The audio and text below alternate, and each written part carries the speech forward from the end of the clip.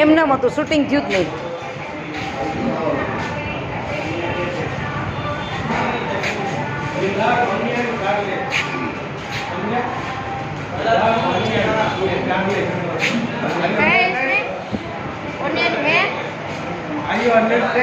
Compulsory લસણ ડુંગળી હશે, હજી કહું છું. ઓમાં નહીં હોય, હા હશે જ. ચટણીમાં નહીં હોય, ગ્રીન ચટણીમાં.